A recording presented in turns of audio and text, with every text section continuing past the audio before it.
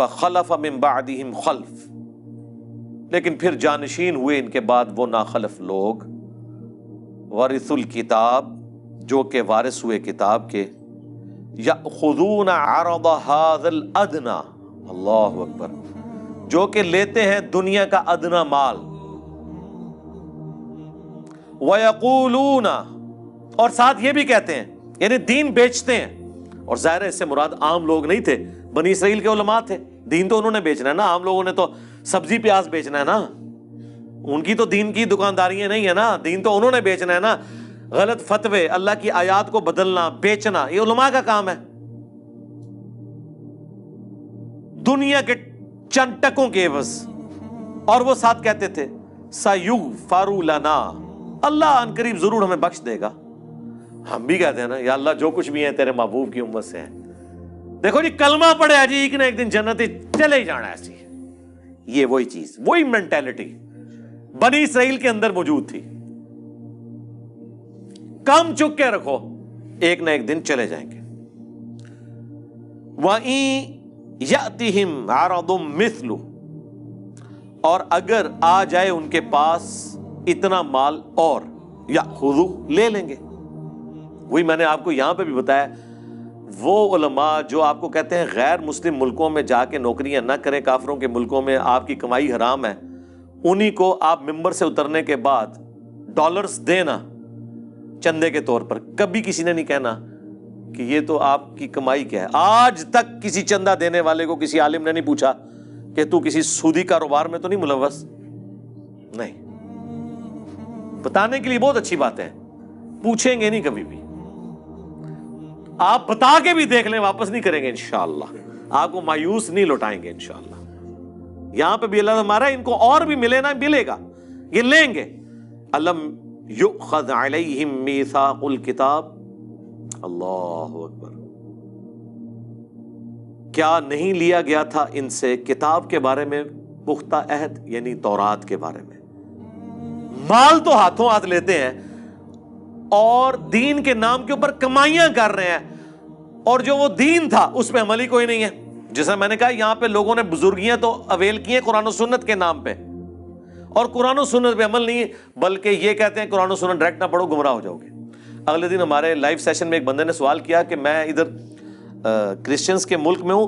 وہاں پادری بھی یہ کہتے ہیں کہ ڈائریکٹ انجیل نہیں پڑھنی گمراہ ہو جاؤ گے، تو وہ کہہ رہا تھا کہ یار یہ کیا وجہ ہے کہ سارا مذہبی طبقہ ایک جیسا ہی ہے؟ میں کہ ہاں، مولوی سارے ایکو جینے پاویں، پادری ہون، پنڈت ہوں، چاہے مولوی ہوں مسلمانوں کے، یہ طبقہ ایک جیسا ہے۔ اس کی دو ریزن ہے، ایک تو یہ کہ انہیں یہ پتا چلے گا جب یہ کتابیں ڈائریکٹ پڑھیں گے نا تو کتابوں کا دین ان علماء سے مختلف ہوگا، تو ان کو سوال کریں گے حضرت اس میں تو یہ لکھا ہے آپ تو یہ کر رہے ہیں۔ دوسرا، ان کا جب دماغ کھلے گا اور ان سے سوال پوچھیں گے، اکثر چیزوں کے جواب نہیں ان کو آتے ہوں گے۔ اور تیسرا، جو ان کا اسٹیبلش دین ہے جس کے اوپر وہ کمائیاں کر رہے ہیں، اس کے بالکل اپوزٹ دین قرآن و سنت کے اندر موجود ہے، یا ان کتابوں میں آج بھی ایک ان ایمبیگوس سٹیٹمنٹ ایسی نہیں تورات اور انجیل میں جو شرک کی طرف مائل کرتی ہو۔ وہ کتابیں تبدیل ہو کر بھی توحید کے اعتبار سے کامل ہیں، کیونکہ اگر توحید بھی اس میں ختم ہو جاتی پھر یہود و نصارہ کے لیے ہدایت کا کوئی ذریعہ نہ ہوتا۔ آپ کس کتاب سے ان سے بات کرتے ہیں؟ قرآن کو تو وہ مانتے ہی نہیں ہیں۔ لیکن آج کئی لوگ مسلمان صرف اس لیے ہوئے ہیں کہ آج کی بھی تورات اور انجیل میں جو توحید ہے نا، اس توحید کو اگر کوئی صحیح معنوں میں لے کے چل رہا ہے تو مسلمان لے کے چل رہے ہیں، اور پریکٹیکلی وہ توحید اسلام میں نظر آتی ہے، ان میں تو نظر ہی نہیں آتی۔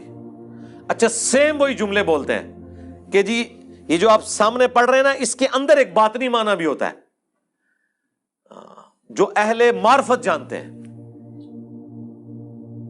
جو سٹیٹ لکھا ہوا نا بالکل واضح،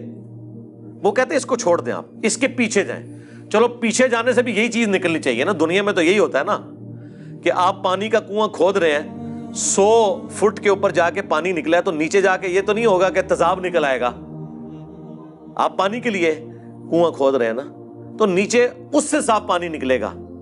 یہاں کیا کہتے ہیں اور اندر بڑھو، اور اندر بڑھ کے کوئی اور شاہی باہر کاٹ لیتے ہیں۔ وہ اندر نہیں ہوتا، وہ باہر جا رہے ہوتے ہیں اس سے۔ تو اللہ تعالیٰ فرما رہا ہے کہ ان لوگوں سے کتاب کا بھی تو عہد لیا گیا تھا کہ کتاب پہ عمل کرنا ہے، اللہ یقولوا علی اللہ الا الحق، کہ نام منسوب کرنا اللہ کی طرف سوائے اس کے کہ جو حق پر مبنی ہے۔ وَدَرَسُوا مَا فِيهِ، اور پڑھ لیا انہوں نے جو کتاب میں تھا، اس کے باوجود انہوں نے اللہ کی طرف غلط عقیدے منسوب کیے۔ یہاں پہ لوگ اللہ تعالیٰ کے حوالے سے کئی ایک عقیدے ایسے کلیم کر دیتے ہیں کہ ہم انہیں کہتے ہیں یہ کہاں لکھے ہوئے ہیں، وہ کہتے ہیں جی اللہ چاہے تو ایسے ہو سکتا ہے، اللہ چاہے تو قاسم ننوتوی صاحب مرنے کے 6 سال کے بعد قبر سے نکل کے دیوبند میں 2 مولویوں کی صلح کرا کے واپس جا سکتے ہیں، خواب میں نہیں بیداری میں۔ ہم کہتے ہیں یہ اللہ کے اوپر جو آپ نے جھوٹ باندھا ہے یہ قرآن میں کہاں لکھا ہوا ہے؟ قرآن میں تو سورہ یاسین میں، سورہ واقعہ میں اللہ نے فرمایا جو دنیا سے چلا گیا وہ کبھی دنیا میں واپس نہیں آ سکتا۔ حضرت عیسیٰ بھی جو مردے زندہ کرتے تھے وہ دنیا میں واپس نہیں آتے تھے، وہ مردے کے پاس کھڑے ہوتے تھے، قم باذن اللہ کہتے تھے، وہ کھڑا ہوتا تھا تھوڑی دیر کے لیے، وہ کہتا تھا عیسیٰ اللہ کے پیغمبر ہیں، ان کی اطاعت کرو، پھر ساتھ ہی واپس چلا جاتا تھا۔ دنیا میں کوئی واپس نہیں آ سکتا، یہ اللہ کا ڈیفینیٹ قانون ہے، چاہے کوئی بزرگ نہیں، اللہ چاہے، سرکار اللہ کا چاہنا آپ چاہیں گے، یہ وہی چیز ہے۔ لا یقولوا علی اللہ الا الحق، مت اللہ کے اوپر کوئی بات ایسی منسوب کرو سوائے اس کے کہ جو حق میں مبنی ہے۔ پڑھ لیے جو کچھ کتاب میں تھا، وَالدَّارُ الْآخِرَةُ خَيْرٌ لِّلَّذِينَ يَتَّقُونَ، اور جو آخرت کا گھر ہے وہ تو بہتر ہے ان لوگوں کے لیے جو پرہیزگاری کی روش اختیار کریں۔ افلا تعقلون، کیا تم اتنا بھی نہیں سمجھتے، اتنی عقل بھی نہیں رکھتے؟ یہ کانٹے کی بات ہے، کتاب کو فالو کرنا ہے اور آخرت کے لیے تگ و دو کرنی ہے۔ یعنی پورا دین یہی ہے نا کہ آپ نے اللہ کی وحی کو فالو کر کے آخرت اپنی بنانی ہے، پورا دین یہ نٹ شیل کے اندر یہ ہے، دین بیچ کے دنیا نہیں کمانی۔